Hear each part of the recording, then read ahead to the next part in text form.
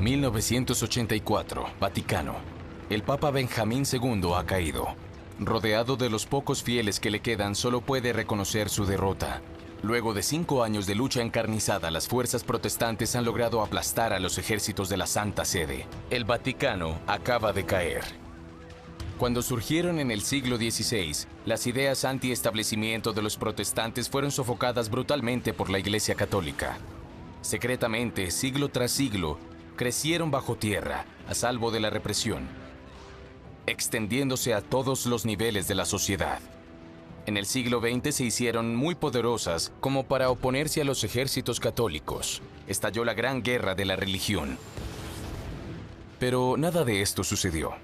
En 1455, un pequeño grano de arena conducirá a la invención de la imprenta y la difusión de ideas en toda Europa.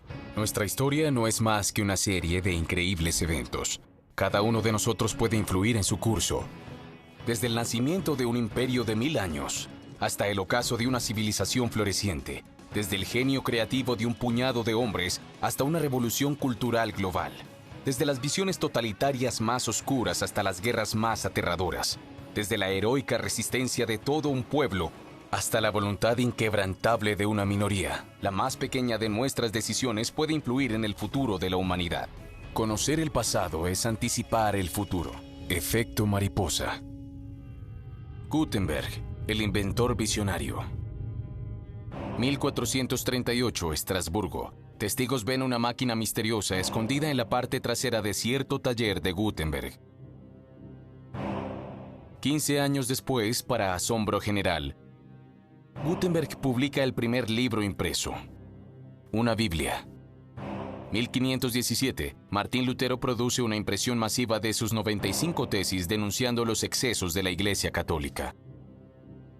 Estos 3 eventos vinculados son momentos cruciales en el nacimiento y posterior desarrollo de la imprenta, hecho que revolucionaría la sociedad europea.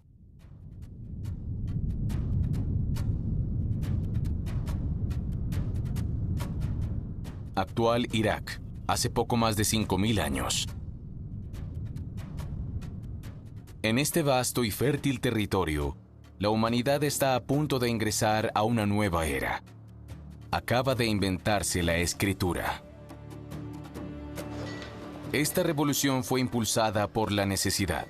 La aparición de las primeras ciudades obliga a las personas a administrar sus reservas de alimentos, a resolver conflictos. Escribir les permite conservar registros de los intercambios y de los eventos. La humanidad está escribiendo su nombre en la historia.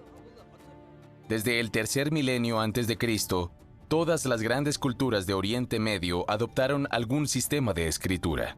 Al principio fueron solo algunos signos o símbolos, luego sistemas que se diversifican de acuerdo con el medio de escritura utilizado. En Mesopotamia, los escribas perforaron tabletas de arcilla. En Egipto, en hojas de hortalizas tejidas y papiros, se inscriben jeroglíficos. Para vencer al tiempo, tallan las historias de los dioses y de los faraones en la piedra de los obeliscos o en el oro de las cámaras funerarias. Colocadas de un extremo al otro, las hojas de papiro forman rollos que pueden alcanzar hasta 30 metros de longitud y son llamados volúmina. Los griegos los usarán para relatar sus aventuras épicas. Dicen que bajo el imperio de Julio César, la biblioteca de Alejandría tenía 700.000 de ellos. Los romanos también usaron tabletas de cera, los chinos bambú o los caparazones de las tortugas y finalmente el papel. La invención del pergamino robusto, hecho de piel y no de vegetal, permitió una mejor conservación de las escrituras. El códice pronto es preferido sobre los voluminosos rollos. Precursor del libro, introduce la noción de las páginas que necesitan ser giradas. En la Edad Media, el libro manuscrito, que consiste en páginas encuadernadas e indexadas, se considera un tesoro invaluable. Los scriptoria, dispersos por toda Europa, ejércitos de monjes copistas, reproducen no solo textos bíblicos, sino también antiguas obras de Platón, Aristófanes e Hipócrates, letra por letra. Siglo tras siglo, al copiar textos de un medio a otro, su arduo trabajo permitió que nos llegaran innumerables obras. Todos los textos que no fueron transferidos a los nuevos medios se perdieron para siempre. Bienvenidos a la memoria de la humanidad. Aquí podemos controlar el tiempo, analizar y comparar miles de millones de eventos y modificarlos para reescribir la historia sin cesar. Todos los eventos en nuestra historia, por pequeños que sean, se memorizan e interconectan. Solo se requiere que uno sea modificado para que los demás sean sacudidos hasta el núcleo. El hombre usa un lenguaje hablado desde hace más de 100.000 años, pero solo escribe desde hace 5.000 años. Escribir significa transcodificar el lenguaje en forma visual, graficar la palabra, y existen varios sistemas. Los jeroglíficos involucran el uso de un símbolo para cada palabra, persona o noción. Por lo tanto, requiere una enorme cantidad de símbolos diferentes para representar el mundo. Los escribas egipcios necesitaban memorizar una gran cantidad de jeroglíficos diferentes. La invención del alfabeto es una revolución. Describe sonidos y no nociones. Este sistema fonético significa que uno puede formar cualquier palabra, cualquier idea. El alfabeto es un código. Cuando escribimos, codificamos, decodificamos cuando leemos. Más complejo de dominar, también es mucho más poderoso. Permite la transcodificación de cualquier idioma. Sin embargo, todos estos sistemas tienen el mismo talón de Aquiles.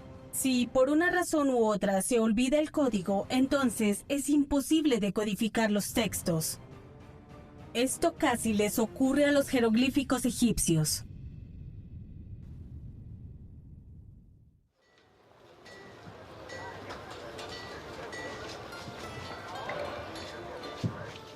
Maguncia, 1450. Johann Gensfleisch, conocido como Gutenberg, tiene una reunión con un hombre de negocios.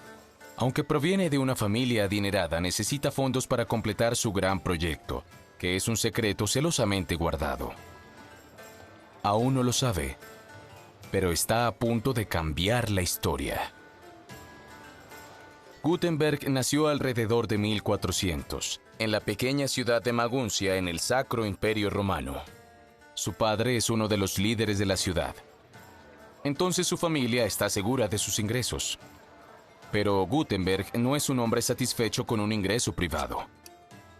Obsesionado por la ingeniería y la mecánica, ama las actividades manuales y la artesanía, los mecanismos perfectos y los nuevos diseños para estimular su espíritu inventivo. En 1428 se muda de Maguncia a Estrasburgo. Rápidamente encuentra socios para desarrollar varios negocios pequeños y rentables. Todos estos experimentos muy diferentes le proporcionan un sólido conocimiento del trabajo del oro y del metal.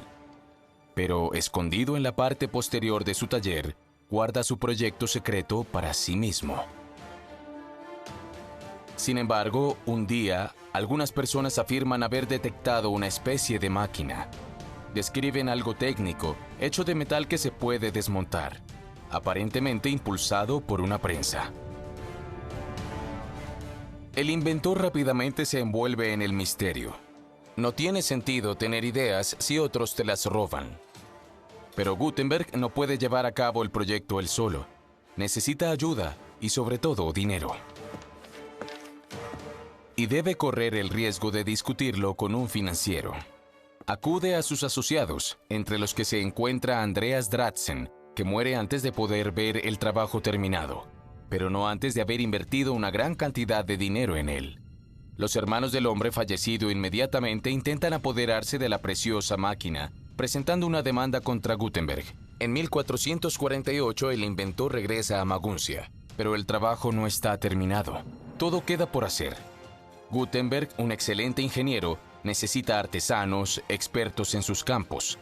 Más grave aún, los materiales cuestan una fortuna. En ese momento el papel en sí es una mercancía extraña. Él necesita dinero fresco. Entonces él corre el riesgo de presentar la idea a una segunda persona, Johann Fust. El empresario cree en el proyecto, decide respaldar a Gutenberg quien vuelve a la tarea. Desarrollar la primera imprenta con letras móviles. Gutenberg trabaja en numerosos proyectos. Gutenberg se asocia con Fust. Acabamos de llegar a un punto de inflexión. Un punto de inflexión es un evento crucial, una encrucijada en nuestra historia en la que el mundo gira de un lado a otro. Solo Gutenberg no puede hacer nada. Al asociarse con Johann Fust, obtiene la paz financiera que le permite dedicarse 100% a su proyecto. Sin eso, habría carecido constantemente de los materiales y la habilidad indispensable. Es casi seguro que la aventura se habría detenido allí. La imprenta habría sido desarrollada por otra persona, pero probablemente años más tarde. Como muchos inventores, Gutenberg habría terminado arruinado. Su caso es comparable al de Larry Page y Sergey Brin, dos estudiantes estadounidenses del siglo XX. Su objetivo era crear un nuevo motor de búsqueda en Internet, más poderoso que cualquier otro existente. Después de agotar sus propios recursos, logran hallar un socio financiero. Unos años más tarde crean Google. Hoy, este mecanismo es desafiado por el sistema de financiamiento colectivo conocido como crowdfunding. Los usuarios de Internet ahora pueden financiar todo tipo de proyectos, pero el riesgo es alto. Su secreto debe ser revelado en gran parte a todos.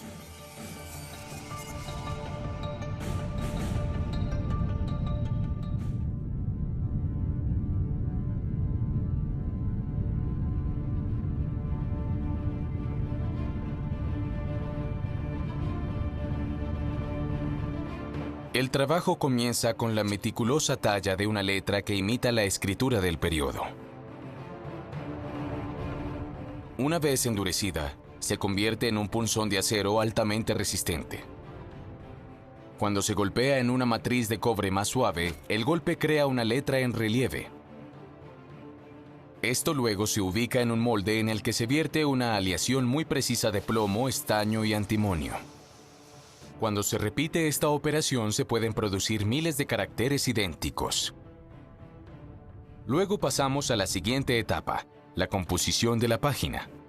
Las letras se instalan, una por una, línea por línea, para formar palabras, oraciones o párrafos.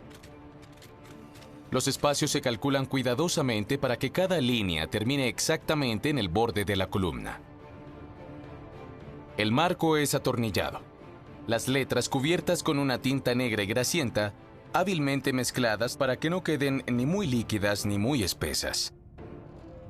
Luego se coloca una hoja de papel húmedo sobre las letras bajo una prensa. Lo único que falta es trabajo manual.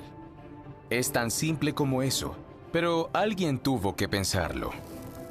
En unas pocas horas, dos artesanos completan una tarea que le habría tomado a un monje copista varias semanas. Una revolución. Y sin embargo, Gutenberg no inventó nada. La prensa ya se utilizaba en la elaboración de vino, en aleaciones y moldes, así como en el trabajo de orfebrería, mientras que las letras móviles ya existían en Asia. El genio de Gutenberg fue reunir todos estos elementos, desviarlos de su uso original, mejorarlos y orquestarlos como un director musical. Él es el creador de un proceso. Sin duda, el más importante de todo el milenio, la impresión masiva. Gutenberg no solo estableció todo el método de producción, sino que también lo aplicó a un modelo económico. La producción de libros económicos de forma rápida y en cantidad. Y por esto, podemos decir que Gutenberg fue un visionario. Y esta visión se verá coronada por el éxito. En 1454, luego de 21 meses de producción, surge una obra maestra de los talleres de Fust Gutenberg, la Biblia. Conocida como la Biblia de Gutenberg, es el primer libro impreso de la historia. Se dice que las 180 copias de la edición requirieron 232,000 impresiones. y la calidad de impresión es tan perfecta que aún hoy sorprende. Para inventar. Una invención es un largo proceso que depende de la investigación y el progreso de otras personas. Este largo trabajo siempre comienza con una serie de intentos y contratiempos que obstaculizan la motivación y originan dudas. Entonces, lógicamente, si no te rindes, comienzas a ver los primeros resultados débiles y frágiles. Al perfeccionar el método y pulirlo, se podrá adaptar la invención al mercado. A menudo es solo en esta etapa que usted sabe si la idea inicial fue buena, si todo el esfuerzo fue en vano o no. Todo comienza a partir de una idea, una intuición, una visión. Gutenberg imaginó más que una máquina. Vio un concepto global que democratizaría la lectura. En el siglo XX, Steve Jobs no solo soldó componentes. Imaginó un mundo en el que cada hogar tendría una computadora amigable e instintiva. Hoy, Elon Musk, director de Tesla Motors y SpaceX, está inspirado en una visión de un mundo futuro dirigido hacia el progreso y el desarrollo sostenible. Nuestro mundo siempre necesitará visionarios.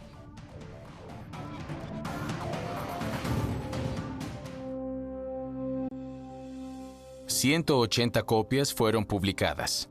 La Biblia de Gutenberg fue un éxito técnico y artístico innegable, la prueba irrefutable de una enorme experiencia. Pero financieramente fue otra historia.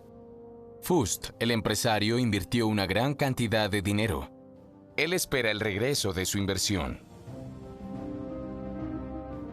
Toda la búsqueda y perfeccionamiento del método fue un abismo financiero que las ventas no recompensan.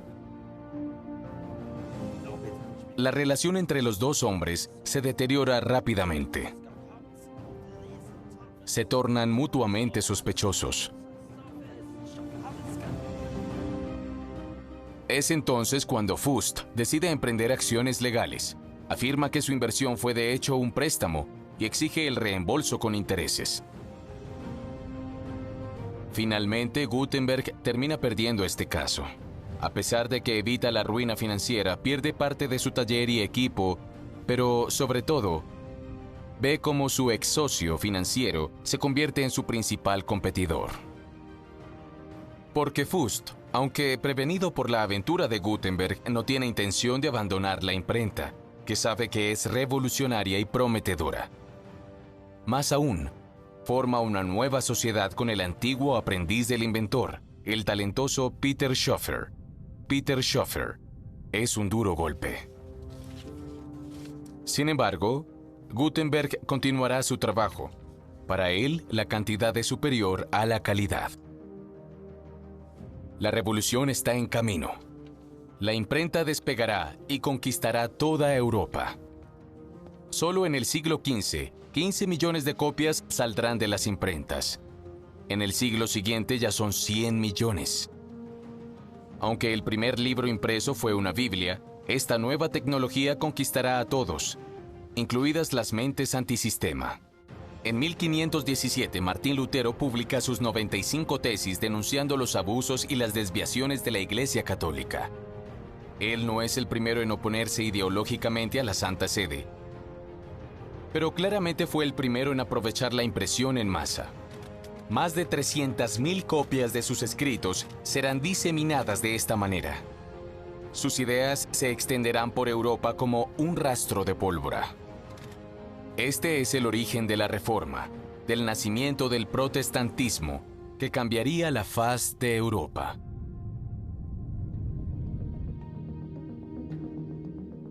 La democratización del conocimiento. La impresión de miles de libros reducirá automáticamente su precio. El conocimiento surgirá de las grandes bibliotecas, las universidades y los scriptoria, y se pasará a las librerías y negocios.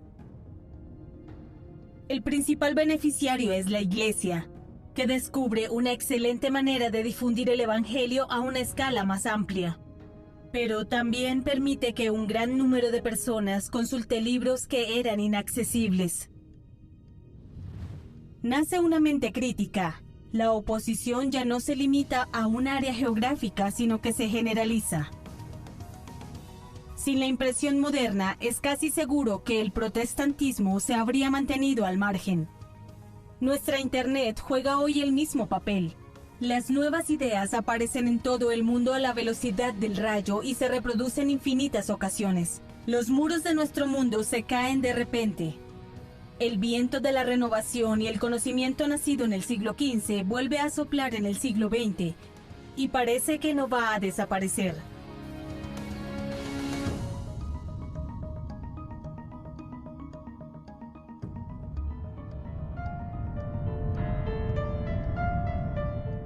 $15 millones de copias impresas en el siglo XV, 100 en el siguiente y 1.000 millones en el XVIII. La invención de Gutenberg cambió todo. Nuestra relación con la cultura y el conocimiento, nuestra mente crítica, nuestro lugar en la sociedad. Nos convertimos en personas exigentes, sedientas de conocimiento, curiosas de todo. El siglo XX fue testigo de otras revoluciones. Con los enormes avances realizados en microcomputación, la humanidad fue catapultada a la era digital. Internet lo cambió todo. Ahora vivimos en un mundo en el cual la vertiginosa evolución de los terminales de comunicación y la proliferación de redes son tales que los intercambios se han vuelto instantáneos. Los libros se han desmaterializado. Las bibliotecas se digitalizaron. El conocimiento almacenado en línea y la memoria archivada en bases de datos conectadas.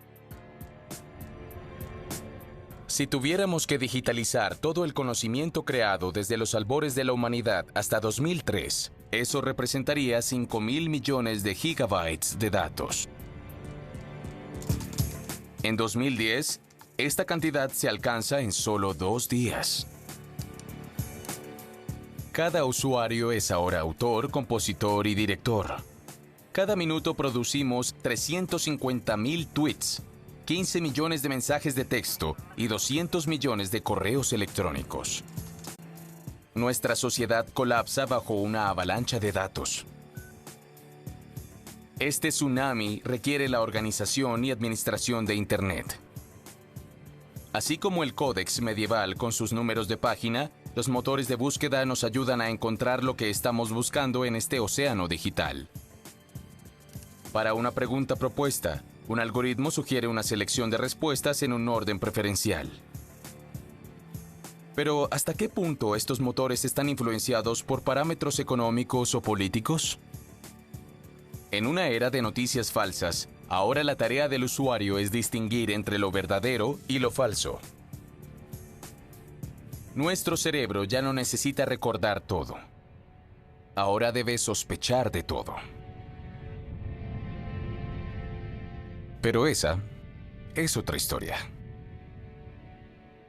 El tiempo de vida de una inscripción en piedra es del orden de 10.000 años. En pergamino, alrededor de 1.000 años. En película, 100. En vinilo, 50. Hoy estamos almacenando volúmenes exponenciales de información en medios que seguramente no durarán más de 20 años. Nunca en la historia de la humanidad hemos almacenado tanto conocimiento en medios tan frágiles. El equipo se descompone muy rápido o se desactualiza tecnológicamente. ¿Existirán los puertos USB en 100 años? ¿Seguirá usándose el códec de compresión JPG para que nuestros nietos puedan ver las fotos que tomamos con nuestros teléfonos celulares? Esta es la realidad. Actualmente, no hay una solución técnica que garantice la conservación de nuestro conocimiento más allá de unos pocos años. Prevemos museos de computación, arcas de Noé que contengan un ejemplo de cada computadora, mantenidos en su estado original sin actualizaciones. A un costo exorbitante, estamos logrando codificar cadenas de ADN que podrían almacenar cantidades inmensas de datos. Pero la única solución viable es copiar todo nuestro conocimiento regularmente en nuevos formatos, como los monjes copistas de la Edad Media. Parece como si, una vez más, necesitáramos otro visionario.